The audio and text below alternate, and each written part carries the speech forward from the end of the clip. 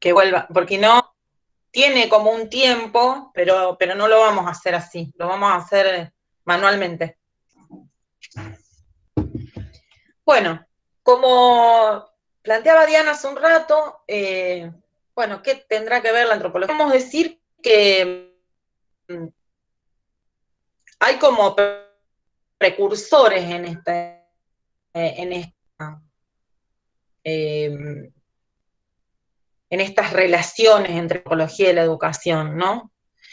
Dos de los precursores son los que ver en pantalla ahora a partir de la presentación, que son Margaret Mead y Henry, ambos norteamericanos, ambos discípulos de Boas, que, bueno, ya más o menos les comenté yo cuáles eran los modos de hacer antropología, digamos, en la época en que estos tres trabajaron. Mucho tiempo de trabajo de campo en aquellos pueblos que eran, digamos, de alguna manera muy diferentes, eran esos otros, ¿no? Eran muy exóticos y construidos con mucha exoticidad, digamos. Entonces, la idea era estar mucho tiempo ahí para generar un registro, digamos, de los modos de vida de esos, ¿no? Margaret Mead, fundamentalmente, si querés pasar a la placa siguiente, Margaret Mead, fundamentalmente, acódito con este recorrido, haciendo, poniendo el ojo, digamos, la observación, justamente en lo que se llamaban, o ellos llamaban, procesos de endoculturación. ¿Qué quiere? Era de qué manera las nuevas generaciones eran incluidas en la cultura, por eso endo, centro en la cultura, ¿no? De sus ancestros, de sus padres, ¿no? Eso lo empieza a mirar esta antropóloga, que también estuvo en pareja con otro antropólogo, y hacen antropología visual, digamos, registran, pero ahora vamos a ver un mini corto en esta clase, y también en fotografía registran, ¿no?, la vida, no solamente a través del registro etnográfico, que sería la escritura, no la descripción de lo que ocurre en una sociedad, sino también lo hacen a través de la fotografía y de las filmaciones, ¿no? Entonces, como nosotros veníamos viendo, la antropología se ha dedicado en general a estudiar a esos pueblos, ¿no? Otros, exóticos, diferentes. Se me perdió la presentación, Virgi. Se ha dedicado a eso, y desde ese enfoque en que se suponía esos pueblos otros, diferentes, más simples, más sencillos, más fáciles de estudiar por esa simplicidad, el abordaje era holístico, o sea, el enfoque era tan pretencioso de los antropólogos que pretendían vivir todas las dimensiones de las sociedades, ¿no? Y entre esas dimensiones aparecía esta cuestión de la socialización y de la endoculturación, percibida como un proceso, ¿no?, educativo. ¿Cómo hacían las generaciones, ¿no?, precedentes para incorporar a la sociedad, a la cultura, por eso la socialización, la cultura, a las nuevas generaciones? Bien. Ahí tienen como, digamos, tradicionalmente esto, como está explicado un poquito en la placa por la profesora Elena Chili, lo que yo les acabo de decir. Bueno, podemos pasar a la siguiente placa si quieren. Virginia. Bueno, fíjense, ¿quiénes fueron los maestros de Margaret Mead? O sea, imagínense que es la antropología que se escribe en los años 30, más o menos, por la edad de nacimiento y la edad de fallecimiento, más allá de que bueno, produjo mucha antropología hasta sus últimos días, digamos, no vamos acá a decir que fue solamente, pero digo, es la antropología clásica. ¿Se acuerdan cuando vimos en la clase pasada esa línea de tiempo en que dividíamos la antropología contemporánea y la antropología clásica, hace Rockwell, esa división que hace, María Rosa Neufeld? Bueno, podríamos decir que Margaret Mead está en esa antropología clásica, ¿no? En esa antropología de los inicios, ¿no? De la antropología, y fue discípula de los primeros antropólogos, ¿no? De los primeros antropólogos estadounidenses, o que fueron, digamos, a Estados Unidos, que llevaron la antropología a Estados Unidos, y a su vez que empezaron iniciaron una corriente de pensamiento que digamos, en más presa como culturalismo, ¿no? Hay una pregunta en la importancia de la cultura, ¿no? Por eso la pregunta de cómo los sujetos y cómo las nuevas generaciones se incorporaban a la cultura, ¿no? Y esa pregunta, podemos pasar a la otra placa, la que sigue, es una pregunta que se va a repetir, ¿no? No solamente para pensar a los otros, sino también para pensarnos a nosotros, ¿no?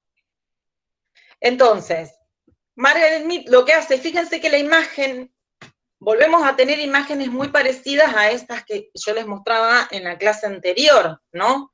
El antropólogo ahí interaccionando con pueblos, con sus vestimentas tradicionales, sus modos de vida tradicionales, o sea, había como que una idea como de que registrar ese modo de vida en su singularidad, en su particularidad. También, digamos, esta corriente deviene de el particularismo histórico, ¿no? Y de nuevo esto como que yo les venía diciendo, ¿no? Cómo las nuevas generaciones son incorporadas a la cultura de los mayores. Bien. Fíjense la imagen, ¿no? La antropóloga y el pueblo ahí, digamos, podemos seguir, avanzar, Virginia.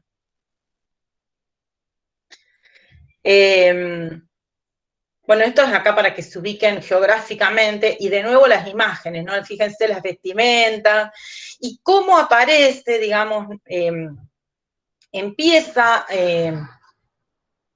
a percibirse también esta cuestión de la interacción, ¿no? La interacción entre los pueblos, aunque no esté mostrada como algo, digamos, que era una preocupación de los antropólogos de ese momento, sí aparecía esta interacción. Fíjense la foto que hay acá de Margaret a la derecha, ¿no?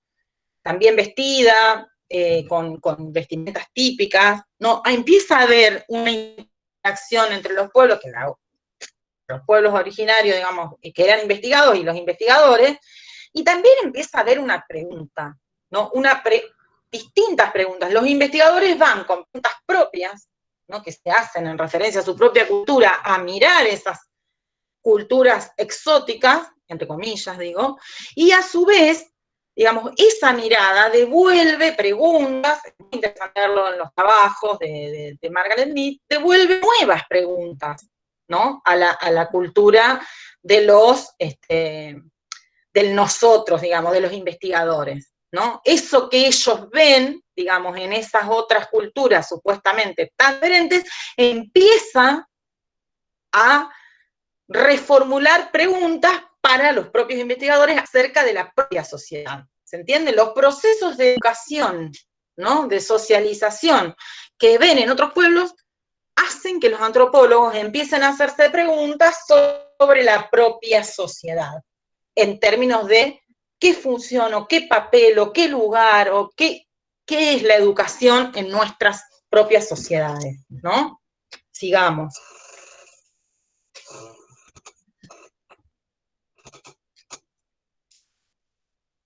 Fíjense, estas son algunas de las obras de ella: Sexo y Temperamento. No me acuerdo, no me voy a acordar los nombres en castellano ahora de las obras, pero no,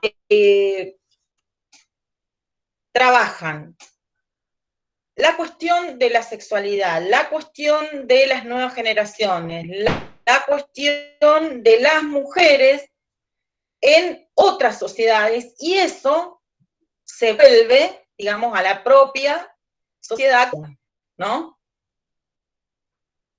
Bien, sigamos.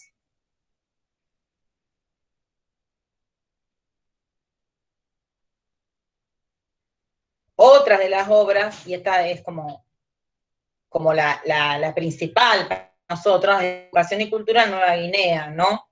Entonces ahí es donde aparecen estas cuestiones de la socialización muy fuertemente. Fíjense cómo ya hay una relación, ella después escribe, hay un prólogo, si ustedes quieren yo se lo puedo compartir también, hay una presentación de este libro, digamos, donde ella lo reescribe a los años de haber ido a investigar a esa región, y donde se encuentra con muchos cambios y muchas transformaciones en estos pequeños niños que habían sido bebés en la época en que ella estaba investigando, ¿no? Entonces hace reflexiones, siempre desde esa mirada culturalista, ¿no?, que tenía de la vida social.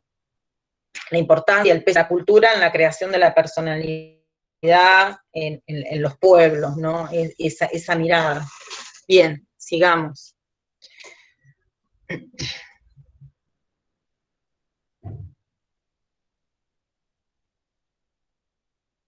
Bueno, ahora hay algunas como cuestiones que es interesante ver cómo pensaban estos antropólogos, ¿no? La educación y por qué la estudiaban, ¿no?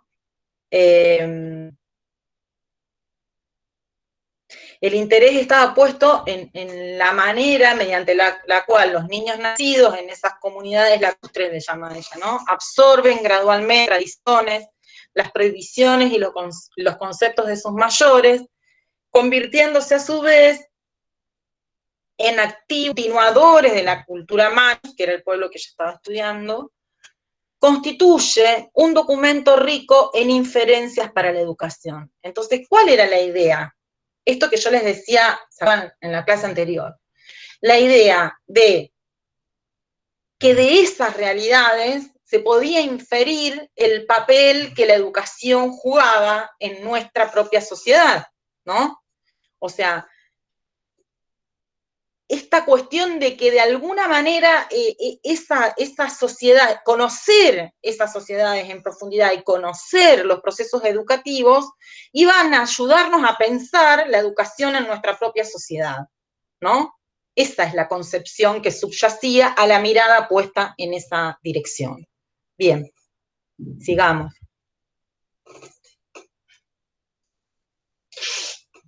Bueno, fíjense, ¿no? Ella dice, claro, no es posible que en las ciencias sociales hagamos experimentos, ¿no? Entonces sí, dice, ¿cuántas cuestiones, ¿no? Más o menos, ¿no? O sea, no se los quiero leer, ustedes después lo pueden leer desde el PowerPoint, pero digo, este conocimiento lo que nos permite, ¿no?, es estudiar procesos que nosotros como estudiosos de las ciencias sociales no podemos experimentar, porque no podemos experimentar con sujetos, ¿no? Por lo menos ellos no se planteaban esas cosas, algunos otros sí. Entonces, esa experiencia de estos pueblos, en esta situación social y cultural, nos permitían a nosotros formular conclusiones, ¿no?, pensar, ¿no?, otros modos de educar, otros modos de incorporar a las nuevas generaciones, digamos, a la cultura, que la escuela sería como un medio así, ¿no?, de posibles, sin necesidad de una experiencia. Es como la experiencia viva, ¿no? La experiencia viva ahí, de una otra forma de educar. Bien, sigamos.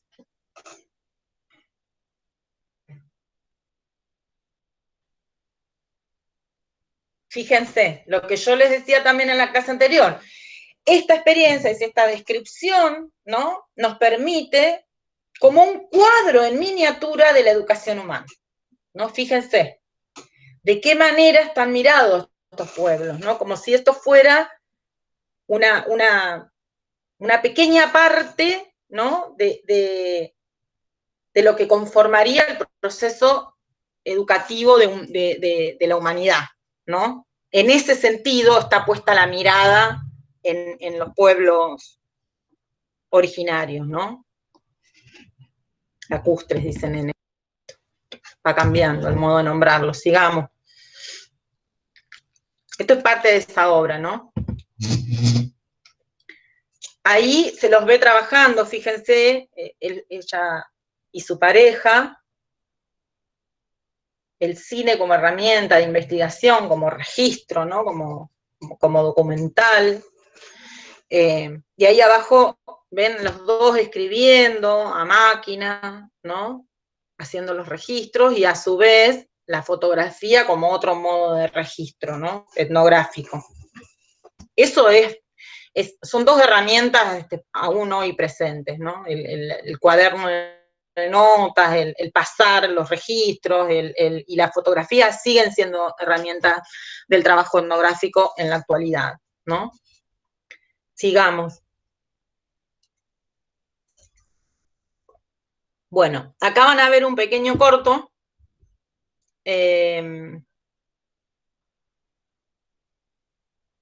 Ahí, hagamos clic en la... No tenés que salir de la... Entra a la... Ahí está. Se va a ir cargando de a poquito y te va a aparecer abajo una barra donde vas a tener que poner el... No, la anterior es. Te tiene que aparecer abajo una barrita y va a empezar a rodar, digamos. Se tiene que cargar un poquito. Espera un poquito, espera un poquito.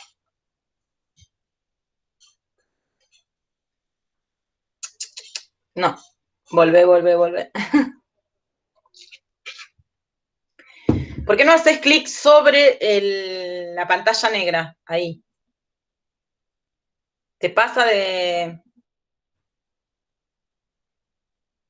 Qué raro. Sí, profe, yo le hago clic a la pantalla negra y se pasa, no se Bueno, reproduce entonces el mismo video. esperá, no le hagas clic. Esperá que se va a cargar y te va a aparecer abajo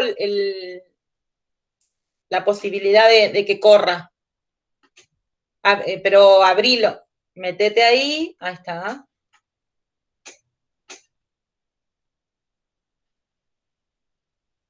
Ahora espera un poquito que ahí está cargando. Te tiene que aparecer abajo.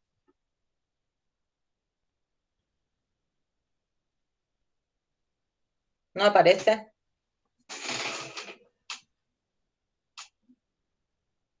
Bueno, si no podemos dejar y la pueden ver, es una pena porque es un corto muy cortito, valga la redundancia, y es interesantísimo verlo, y además yo les he contado también sobre esto.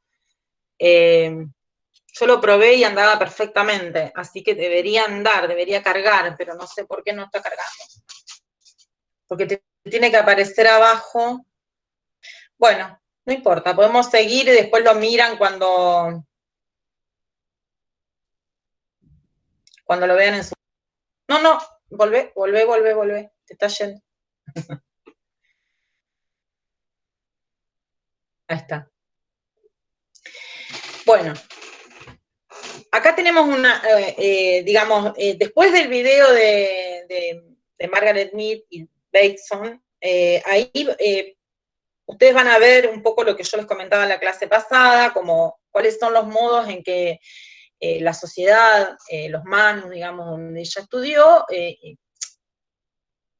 incorporan a sus pequeños, digamos, a la cultura, cómo les enseñan distintas cuestiones, compartir, a partir de experiencias en las que ellos se detienen a registrar ahí.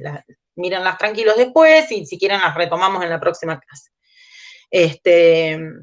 Bueno, lo que plantea, digamos, a Chile es que sobre la base de esto, fíjense que ahora ya hay ahí una foto de un aula, ¿no?, de una escuela, se empieza, ¿no?, en los años 60 se empieza a explorar procesos educativos de las propias sociedades, de las sociedades complejas.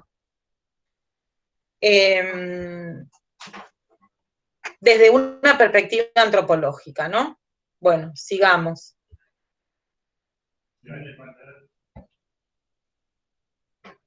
Uno, digamos, de los referentes más importantes de esta corriente es Jules Henry. Justamente, también discípulo de Boas y de Ruth Benedict. Y él, si bien arranca su carrera, digamos, también haciendo trabajo de campo con sociedades exóticas en Brasil, avanzamos, Virgi, se va a especializar, hizo en trabajo de campo en México, en Brasil, en Argentina, ¿no? Pero lo que hizo, digamos, fue llevar la antropología al mundo escolar de las sociedades contemporáneas, ¿no? O sea, acá hay una vuelta, es justamente directamente hacer la operación contraria. O sea, de estudiar los pueblos exóticos a exotizar la propia sociedad. Esa operación es fundamental. O sea, graben esto, porque es una operación que hace la antropología en ese tiempo, en los 60, en los 70, y que hace, digamos, a la actual antropología, ¿no?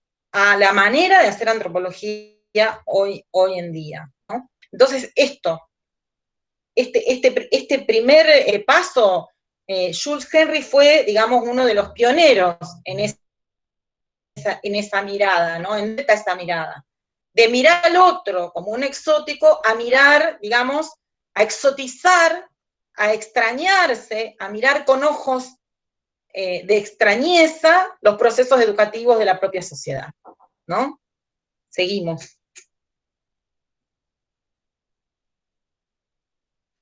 Bueno, justamente esto le permitió escribir una de las obras más importantes de él, que es La cultura contra el hombre, ¿no? Ahí hay una cuestión, digamos, de análisis muy crítico de la sociedad norteamericana, ¿no? Él como que se dedica a estudiar la cuestión del carácter nacional, ¿no? Las relaciones de padres e hijos, los problemas y las preocupaciones de los adolescentes, las escuelas, el trastorno emocional, la ansiedad y la guerra. Esto tiene que ver, de alguna manera, y es importante que lo podamos pensar de ese modo, ¿no? Después vamos a avanzar en las placas y ustedes van a ver que siempre la antropología ha estado interpelada por esta cuestión de la historicidad, de la relación con la historia que está ocurriendo en ese momento, ¿no? Fíjense que estamos en plena época, digamos, avancemos en la placa,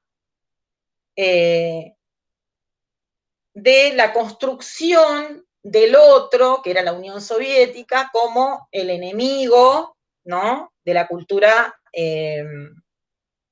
norteamericana, de la libertad y demás. Pero él dice, bueno, esto, ojo acá, porque avancemos, Virginia, en la...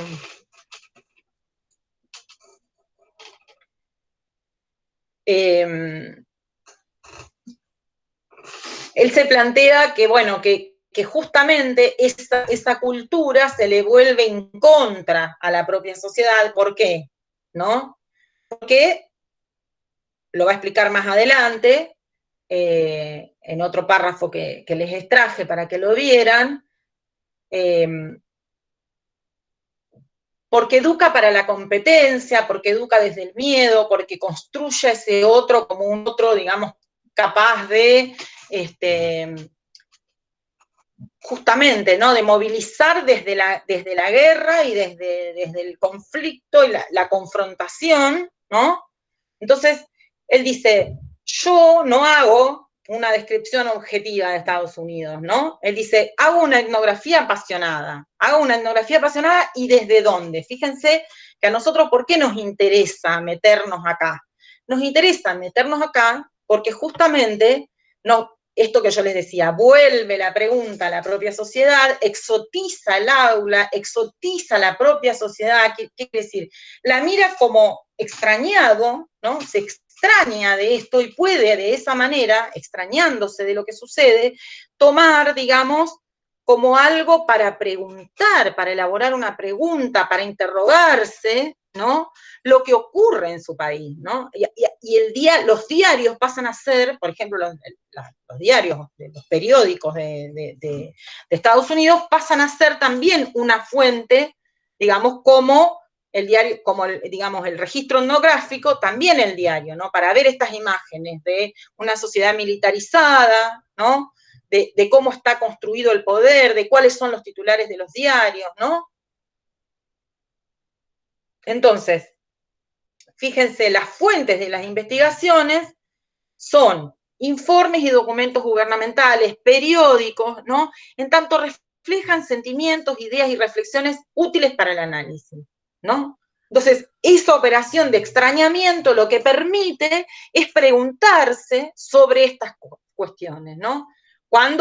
Por eso es una etnografía apasionada, no es, puedo ser objetivo, desapasionado y, no. Tomo posición y me pregunto, esto que está ocurriendo, ¿no? Es, ¿no? Una posición, una preliminar a lo que sería lo que después se construye en América Latina como la antropología crítica, ¿no? Sigamos.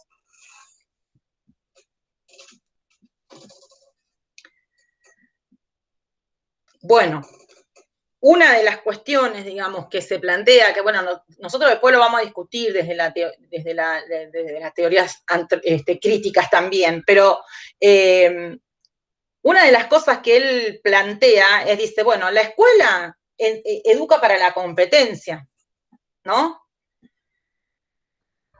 Y él lo lamenta, porque obviamente que quisiera una sociedad que no fuera de esa manera, pero de todos modos dice, si nosotros educamos a los jóvenes en otra clave, digamos, ¿cómo van a ser esos niños para vivir en el mundo competitivo que existe? Entonces dice, bueno, la cuestión del cambio y la transformación en la sociedad es medio como un imposible, y mucho menos por la educación, dice, cuando la educación, en realidad lo que tiene que hacer es como educar para la sociedad que existe, ¿no? Entonces, si bien él lo critica y dice, no debería ser así, dice, bueno, si fuera de otro modo, estaríamos como educando a los jóvenes, ¿no? Para el fracaso, para fracasar en la sociedad, ¿no? Eso es lo que se pregunta él o lo que se plantea. Pero no deja de ser interesante la pregunta que se plantea, ¿no? Sumamente interesante. Es decir, bueno, a ver, la escuela, ¿qué función tiene que cumplir? ¿No nos preguntamos hoy esa misma pregunta? ¿No? La escuela, ¿qué tiene que hacer? Educar para el éxito en esta sociedad tal cual está, o educar para transformar la sociedad. ¿No es una pregunta actual también esa? Digo. Entonces, es interesante, muy interesante cómo construye ese interrogante, ¿no? Que es de alguna manera lo que hace la antropología, ¿no? La pregunta, instalar la pregunta. Bien, sigamos.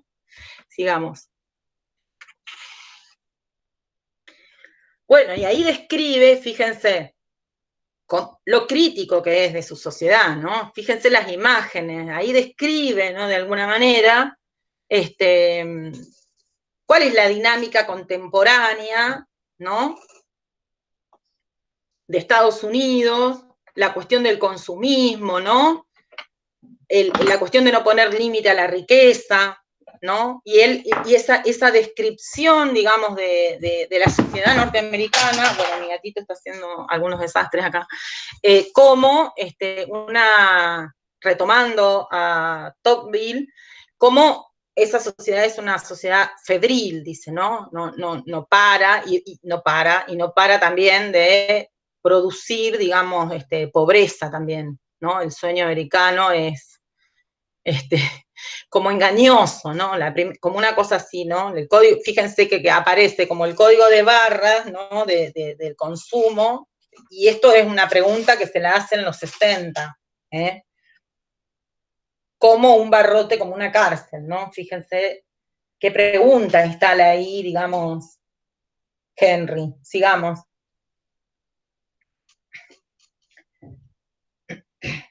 Bueno, esto era lo que yo les decía antes, ¿no? O sea, cómo esa construcción de ese gran otro, que encarnaba, digamos, el miedo, ¿no? La Rusia, ¿no? Que hace que, dice, ahorra, digamos, nuestras propias capacidades intelectuales, o sea, como que ese miedo, esta cosa así, va destruyendo la posibilidad, ¿no? De pensar, pensar y obrar para la paz, ¿no? Y para cómo se obtendría o cómo se construiría una sociedad sobre otras bases pacífica, no guerrera, no competitiva, ¿no? O sea, con la posibilidad de imaginar otro horizonte para la sociedad, ¿cómo eso puede ser posible cuando se está construyendo tanto miedo, digamos, encarnado en ese otro que en ese momento era la Rusia, la Unión Soviética, ¿no? Que bueno, que después para Estados Unidos fue cambiando de enemigos, ¿no? Digamos que podríamos hacer un análisis también de cuáles han sido a lo largo del tiempo los distintos enemigos que construyó Estados Unidos, digamos, para justificar su política de avance y colonial sobre el mundo entero, ¿no? De qué manera fue construyendo otros eh, peligrosos, y de esa manera, dice Henry, se imposibilita a la cultura para pensar una alternativa, un otro modo de organizarse que no sea la competencia, que no sea la guerra, que no sea, ¿no?, el aniquilamiento del otro. ¿Está? Entonces, la pregunta es ahí, ¿qué hace la educación frente a esto? Y si es posible en una cultura que está pensando todo el tiempo al otro como un enemigo, construir, digamos, una educación que transforme eso, ¿no? Esa es la pregunta. Sigamos. Profe, disculpe. Sí, Pablo, te escucho. Yo me retiro porque tengo que trabajar. Entro de guardia Bueno. ahora. Bueno. Buenas tardes. Bueno, Pablo. Bueno. Nos vemos.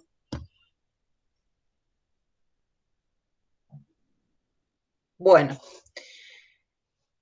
Otra de las cosas que hace, digamos, él, o que se permite hacer en relación, digamos, a las sociedades que había estudiado, es cuáles son las diferencias, ¿no?, entre las sociedades, estas primeras sociedades que estudió él, digamos, las de México, Brasil, Argentina, y estas comunidades, digamos, y su propio pueblo, ¿no? Entonces dice, esto que él llama complementariedad y coincidencia de las necesidades de la producción no existe, digamos, en la sociedad actual, ¿no? ¿Por qué?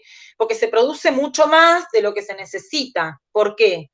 Porque estamos en esa producción febril, ¿no? Dice él. Entonces, una característica de estas comunidades es esto, que solamente se produce lo que se va a consumir, ¿no? Entonces hay una complementariedad y una coincidencia entre lo que se necesita y lo que se produce. No se produce de más, porque bueno, después va a haber otras cuestiones que va a ir analizando, pero digo, no hay, esta cuestión es fundamental para pensar hoy los procesos que nos preocupan en términos de la sociedad y también en términos económicos, en términos culturales, en términos de los recursos naturales, ¿no? Es esto, producir más de lo que necesitamos, para consumir más de lo que necesitamos, digamos, para generar determinadas cuestiones. ¿Qué pasa con el planeta, con el cuidado de la tierra? Son preguntas que hoy se vuelven a repetir de otra manera, ¿no? Pero que los antropólogos ya se hacían al mirar estas maneras de organización, ¿no?, que parecían y eran significadas como inferiores, fueron en muchos casos aniquiladas y terminadas, digamos, a partir de la situación colonial, aunque hoy haya una vuelta hacia eso, a partir de estos problemas, ¿no? De lo que generó esa sociedad febril en términos de consumo, en términos de construcción del otro como enemigo, en términos de la guerra, como movilizante de la economía y de la vida en el mundo, ¿no? Sigamos.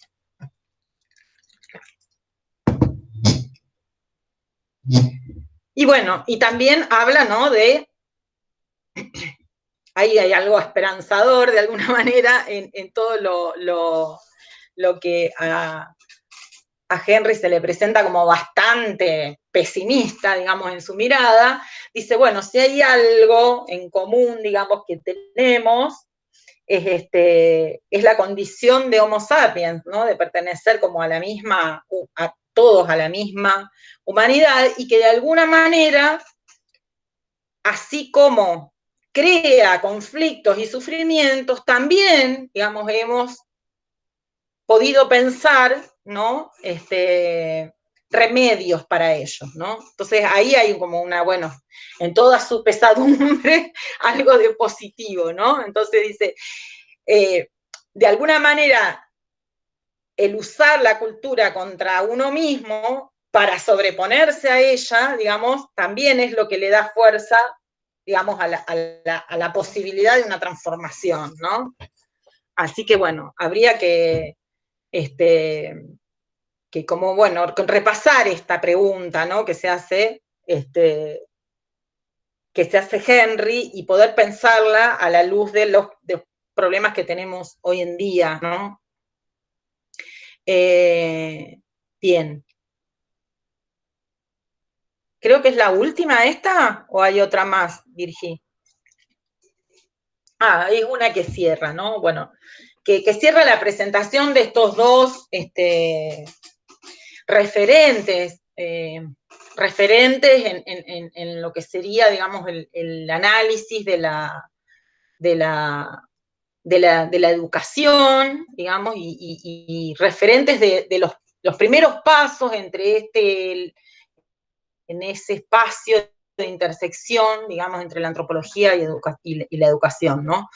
Cómo Margaret Mead analiza los procesos educativos, digamos, en una comunidad como los Manus, en términos de procesos de socialización y endoculturación, y cómo Jules Henry analiza los procesos, digamos, educativos en su propia sociedad, ¿no? Y realiza etnografía, ¿no? En la sociedad contemporánea, ¿no? Estos serían como dos grandes referentes a nivel mundial, como los pioneros, podríamos decir, de las primeras preguntas acerca de la educación y el papel de la educación en las sociedades.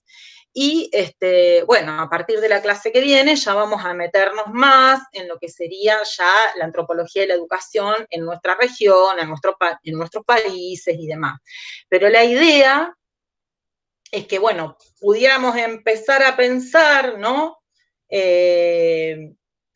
A reflexionar, ¿no? Justamente volviendo a la pregunta que nos hacía Diana al principio, sobre de qué manera la antropología explora los procesos educativos, ¿no? Para develar colectivamente la fecundidad de los mismos, o sea, para develar de qué manera podemos desarmar, desanudar, repensar, ¿no? La educación como un proceso general y la escolaridad como un proceso particular dentro del proceso general de lo que sería la educación en sentido amplio. No sé si se entiende, si se entendió, si quieren hacer alguna pregunta. ¿Querés volver, Virgi, a ver si se carga el video mientras conversamos y alguien quiere tomar la palabra y preguntar si no quedó algo claro? Virgi. Sí, profe, estoy viendo si ya cargó acá y si no cargó, te aviso. Así lo vemos. ¿Hay alguna pregunta? en relación a lo que vimos hoy?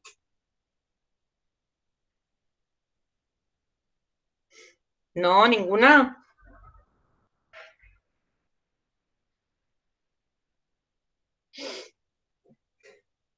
Bueno, yo les dejé una tarea en el aula, en el Moodle, para que ustedes puedan, bueno, como ir revisando el PowerPoint, bájenselo si quieren a sus máquinas y ahí también, ahí van a poder ver el videíto también. Y les dejé un texto de Gabriela Bernardi que hace una historización, digamos, de este momento que yo hoy les comenté y de estos inicios de la relación entre la antropología y la educación. También les dejé 2 enlaces para que miren 2 videos donde hay varias antropólogas hablando de esta vinculación entre antropología y educación. Y la idea es que, bueno, sí, el video no cargó. Bueno, no importa, lo miran ustedes tranquilos en su casa, está... Si a varias no le carga, podría pasar el enlace por el grupo del video. Lo que pasa es que el video está subtitulado, está metido adentro del PowerPoint, porque en realidad está subtitulado por mi propia hija, o sea, es muy casero. No estaba subtitulado, nosotros lo hicimos, lo subtitulamos. Capaz que por esa razón no se No es pasa. que lo pueden encontrar lo van a encontrar, pero lo van a encontrar en otro idioma. Entonces, justamente está... Lo que vos me tenés que decir después, o díganme por WhatsApp, es si cuando ustedes se bajan el PowerPoint, les aparece el video, ¿no? Porque les va a demorar en bajar porque tiene ese videíto que pesa un poquito. Es muy cortito, muy cortito. Pero bueno, quizás ese peso para la transmisión esta sea demasiado y por eso no lo permite, pero ustedes quizás lo puedan ver. Después me comentan en la semana si lo pudieron ver o no. Pero la idea es que puedan, de alguna manera, como empezar a pensar esta pregunta que trajo Diana al inicio de la clase, que para qué, digamos, o cómo fueron los primeros pasos de empezar a pensar, digamos, este campo de intersección entre la antropología y la educación, ¿no? Yo les mostré 2 referentes ahí, de qué manera, una que iba y miraba otros procesos de socialización y de endoculturación, digamos, en otras sociedades, y también otro que empezó a mirar los procesos, esos mismos procesos y a etnografiar y hacer etnografías sobre las aulas y los modos de educar y la función de la escuela y de la educación en la sociedad contemporánea, ¿no? Eso más o menos es lo que trabajamos hoy, y la idea es que ustedes lo puedan retomar a la luz de mirar algunos otros y escuchar a algunos otros antropólogos y antropólogas. Por eso hay algunos enlaces ahí para ver videos, que eso sí son en castellano, porque son referentes de nuestra antropología, como también para ir metiéndose ya un poquito en tema, porque la semana que viene lo que vamos a trabajar es específicamente este campo de intersección en Latinoamérica y Argentina. Así que, bueno, la idea es esta. Ustedes tienen como propuesta, para completar esta jornada de trabajo, recuerden que siempre esas tareas son eso, o sea, son un modo de completar esta jornada de trabajo poniendo ustedes en acción esta cosa, digamos, de mirar el PowerPoint, de leer el texto, de mirar estos videos y de escribir una reflexión que yo les voy a pedir que por favor aceitemos un poquito más el mecanismo de la escritura y de... Ahí está, ahí lo vamos a poder ver, me parece. Aceitemos ahí, cuando le pongas sobre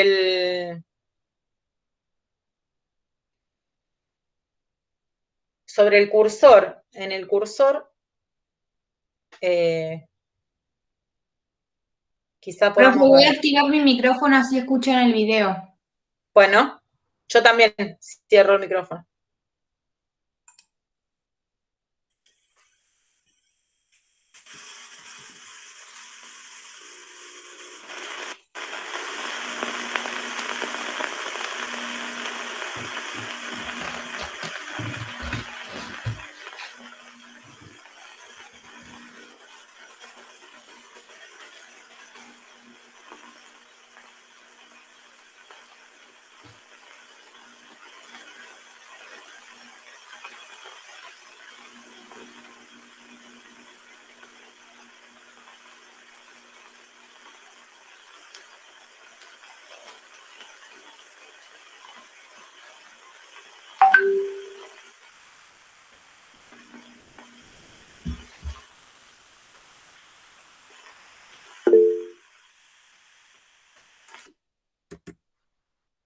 Profe, me están diciendo las chicas por acá por el chat que no se ve.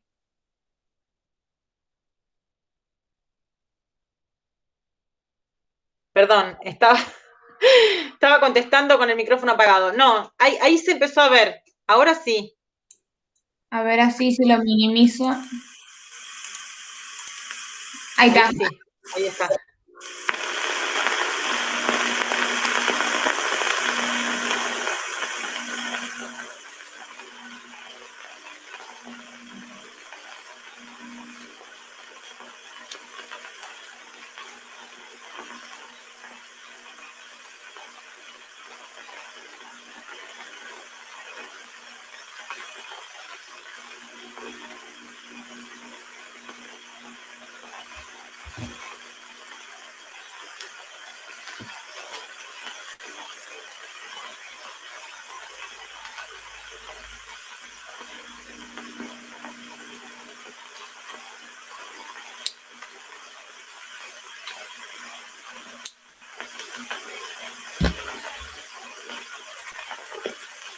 In Bali, sibling rivalry is handled by teasing theatrical situations. This mother has borrowed her neighbor's baby just to tease her own child, who is responding by holding on to the other breast very hard, as if to keep the other baby from getting it. A few minutes later, he has run away, and the mother has started to nurse the neighboring baby. Now you see the sort of scene that is very rarely played out in America, in which the older child is actually allowed to try to pull the invading baby away from the mother's breast, shrieks, pushes, and pulls, while his mother playfully fends him off and protects the smaller child from hurt.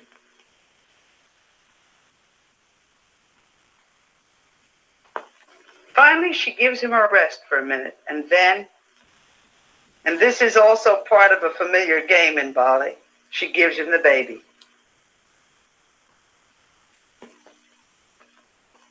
He carries the baby away and then, no longer worried, returns it to his mother. The mother plays again with the borrowed baby.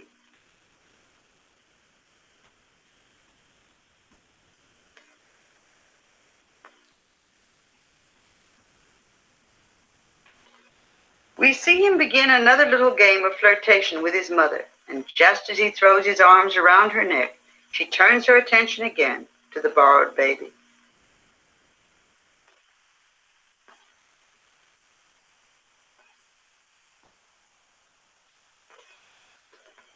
In the little family temple courtyard, an aunt holds a birthday baby in her arms, while her own child jealously nurses at her breast. But when she puts her own child down, he throws himself into a tantrum, pulling at his mother's clothes, climbing on her legs, screaming with jealous rage at the attention that is being paid to the other baby.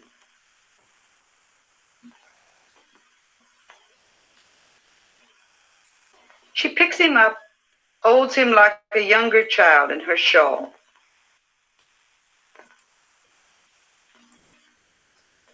He starts to nurse, and then, still overcome by jealousy, he begins to scream.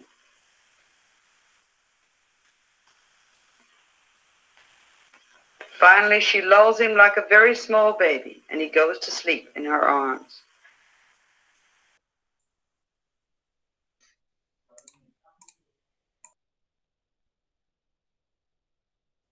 Terminó ahí el video. Es pequeñito, ¿lo pudieron ver? ¿Lo pudieron ver? Ahora en el último ratito podemos prender la cámara todos y vernos. A ver. Genial, Victoria. Buenísimo. Bueno, a ver, ¿quieren escribir aunque está en el chat? ¿Qué piensan? O abran el micrófono y... ¿Quién quiere hablar? Comentar o escribir en el chat a ver qué les pareció haber visto estas escenas.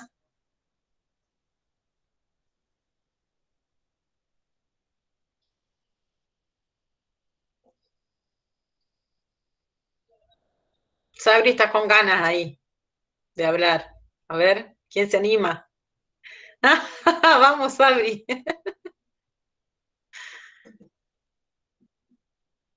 Antonella, ¿no? ¿Quién tiene ganas? Flor, ¿estás internada? ¿Estás en un lugar? ¿Estás en una clínica, Florencia? ¿No? Flor Gómez. ¿Estás en un... ¿No? Ah, me pareció que estaba como... Tengo a mi hija con internación domiciliaria. ¡Ay, mi vida! ¿Qué le pasa? ¡Ay, chiquita! Y tiene de todo un poco. Ay, Pero mi amor, bueno. sí, la tengo acá conmigo internada, por lo menos acá. Ay, no. Bueno, mi amor. Te mando un beso grande. Que se mejore la chiquita. ¿Cómo se llama? Gracias, Liz. Liz. Bueno, hay un abrazo de todas las Gracias. compañeras. A ver, para que se ponga bien Liz. Que esa mamá ahí que está estudiando mientras cuida a Liz. Bueno, un poco eso también, ¿no? Las imágenes que vimos, ¿no? Me parece que esto también es... Qué fuerte. Bueno, empezar a pensar, ¿no? En estas aulas virtuales, poder empezar a problematizar también, ¿no? Estas aulas virtuales, qué, cómo, ¿no? Así como Margaret Mead registraba esos modos de educar de estas comunidades, ¿no? A las nuevas generaciones en esto que era una experiencia tan fuerte como compartir la mamá, ¿no? Como compartir los afectos. Bueno, nosotros también empezar a pensar, ahí aparece otro bebé, Sabrina tiene otro bebé ahí. Bueno, ¿qué será esto? Algún día vamos a pensar sobre esto que está pasando en este momento y sobre cómo fue educarnos, ¿no? Aprender en pandemia, ¿no? Con nuestros hijos, con nuestros hijos, hijas, y nuestras familias acá dando vuelta, ¿no? Y este lugar de ustedes ahí con la fuerza, la polenta de querer estudiar, ¿no? Aún en estas condiciones tan adversas. La verdad que, nada, muy emocionada por todo, por ustedes ahí, por la ayuda de cada una y la voluntad que ponen y la fuerza que ponen en estar ahí presentes. Virginia que ayuda, cada una con las preguntas, Florencia ahí con su fuerza, Sabri, Candelaria que está siempre ahí, Antonella, todas, Noé, Berenice, Gisela, Tamara, bueno, todas las que están, les agradezco muchísimo, muchísimo, muchísimo, porque sé que no es fácil, no es grato tampoco, por lo menos, yo extraño mucho la presencia, ¿no? Pero bueno, esto sí es hermoso, que ustedes, a pesar, digamos, de todo, estén ahí y estén ahí compartiendo este proceso de educación con sus pequeños, sus pequeñas, nada. Entonces, a pesar de todo, como está bueno, ¿no? Porque permite esto, permite que cada uno con las condiciones que tiene esté presente en la medida de lo posible. Así que, no, me voy sumamente agradecida y emocionada por este día de encuentro, así. Así que espero que algo haya dejado este encuentro, espero que nos encontremos el viernes que viene, y nada, un abrazo enorme, que tengan un muy buen fin de semana, y ahí quedó la tarea, y estoy en el WhatsApp para lo que necesiten y las dudas que se les presenten. Así que un beso enorme. Buen fin de a todas. Que se ponga bien, Liz. Gracias, profe. Nos vemos. Chao, Flor. Chao.